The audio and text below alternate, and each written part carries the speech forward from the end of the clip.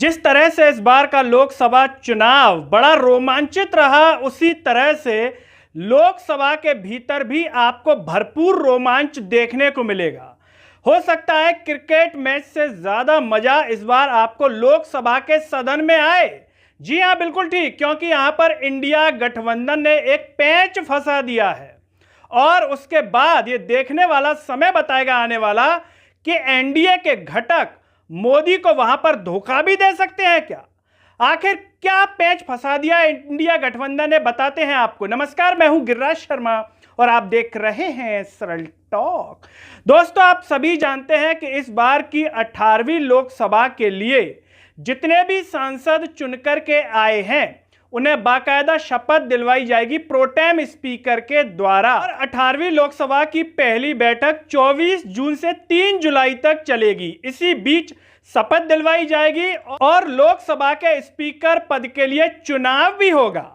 अब इसमें पेंच ये फंसा दिया गया है दोस्त कि पिछली बार जो लोकसभा के स्पीकर थे वो ओम बिरला जी थे और एक नियम विपक्ष ने बताया है। वो नियम ये कहता है संविधान के अनुच्छेद 93 में कि डिप्टी स्पीकर भी होना चाहिए, जो कि पिछली सरकार ने इस पद को खाली रखा क्योंकि विपक्ष कमजोर था।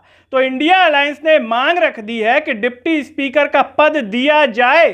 अगर आप ये पद नहीं देंगे तो वो भी चुनाव में अपना कैंडिडेट खड़ा कर देंगे लोकसभा स्पीकर के लिए। और ये देखना बड़ा ही रोमांचित होगा कि इंडिया गठबंधन अगर लोकसभा स्पीकर के पद के लिए अपना कैंडिडेट खड़ा करता है सदन में तो किसकी जीत होगी।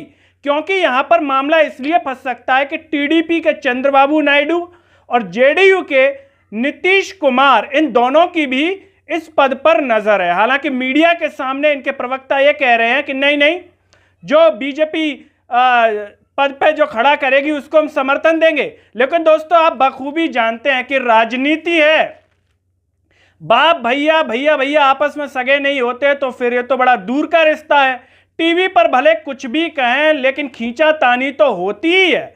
तो ऐसे में इंडिया गठबंधन इंतजार कर रहा है किस बात का कि बीजेपी के द्वारा या एनडीए के द्वारा लोकसभा स्पीकर पद के लिए कौन कैंडिडेट खड़ा होता है।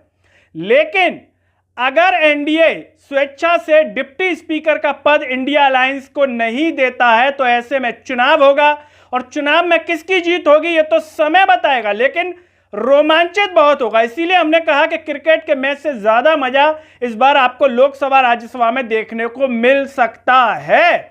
और 27 जून को दोनों सदनों के संयुक्त सत्र में राष्ट्रपति के अभिभाषण के जरिए सरकार अपनी आगे की दशा और दिशा बताएगी। लेकिन यहां पर दोस्तों एक सोचने वाली बात है, एक नियत वाली बात है कि जब संविधान में नियम है कि डिप्टी स्पीकर का पद होना चाहिए तो बीजेपी ने इसे क्यों खाली रखा और इसका खामियाजा क्या, इसका नुकसान क्या है, वो हम आपको बता देते हैं। इस पद को खाली रखने से बीजेपी ने क्या क्या किया पिछली बार, जो आपको पता होगा। 3 किसान बिल, 3 तत्काल बिल, 3 नए अपराध न्याय बिल बगैर किसी चर्चा के पारित हो गए थे। डिप्टी स्पीकर नहीं था और बीजेपी अपने मद में, अपने अहंकार में ये सब करती चल रही थी।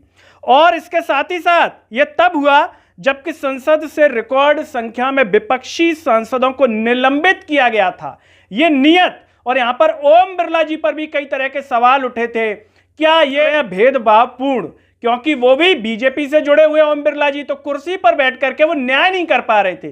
कई लोगों ने इनके ऊपर उंगलियां उठाई थी। ऐसे में स्पीकर पद के लिए खींचातानी हो रही है कि अगर बीजेपी का स्पीकर होगा तो फिर इसी प्रकार का दुर्व्यवहार देखने को मिल सकता है। और अगर स्पीकर विपक्ष की पसंद का भी होगा, इनकी का भी होगा, तो भेदभावपूर्ण कार्रवाई नहीं होगी। यहां पर इंडिया अलायंस की तरफ से जो संजय सिंह, उन्होंने चेताया है और कहा है कि बीजेपी का स्पीकर ना बनाए टीडीपी और जेडीयू, और अगर बनाती है तो तैयार रहे, वो आपके सांसदों को, विधायकों को तोड़ देंगे, आपकी पार्टी को तोड़ देंगे, क्योंकि बीजेपी की नीयत इसी तरीके की रही है। इसीलिए उंगलियां बार बार उठ रही हैं। अब ऐसे में एक नाम सामने निकल करके आ रहा है बीजेपी की ओर से कि किसे वो लोकसभा स्पीकर का पद दे सकती है, जिसमें टीडीपी के चंद्रबाबू नायडू भी कुछ नहीं कह पाएंगे।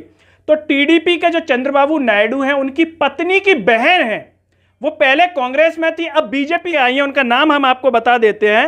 उनको लेकर के जो है चर्चा चल रही है कि इनको जो है पद दिया जा सकता है। उनका नाम है दग्गुबाती पुरंदेश्वरी। ये भाजपा की आंध्र प्रदेश की अध्यक्ष हैं और ऐसे में भाजपा को लग रहा है कि चंद्रबाबू नायडू जो है इन पर कोई ऑब्जेक्शन नहीं लेंगे, क्योंकि उनकी धर्मपत्नी जी की जो है बहन है ये, तो इनको हम आसानी से बना सकते हैं। हमारा भी काम हो जाएगा कि बीजेपी की ओर से बन गई और वो भी उंगली नहीं उठाएंगे। हालांकि राजनीति में कुछ भी हो सकता है।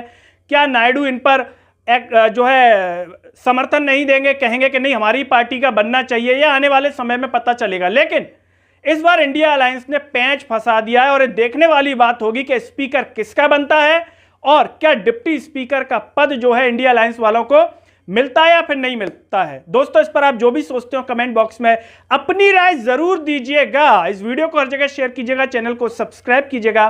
साथ ही साथ अगर आप फेसबुक, इंस्टाग्राम, ट्विटर चलाते हैं तो वहां पर भी सरल टॉक को आप जरूर फॉलो कीजिए। और अंत में सभी से एक अपील है कि अगर आप आर्थिक रूप से सक्षम हैं तो सरल टॉक को ज्वाइन व थैंक्स बटन से सपोर्ट कीजिए, जिससे हम और बेहतर कार्य कर सकें। नमस्कार।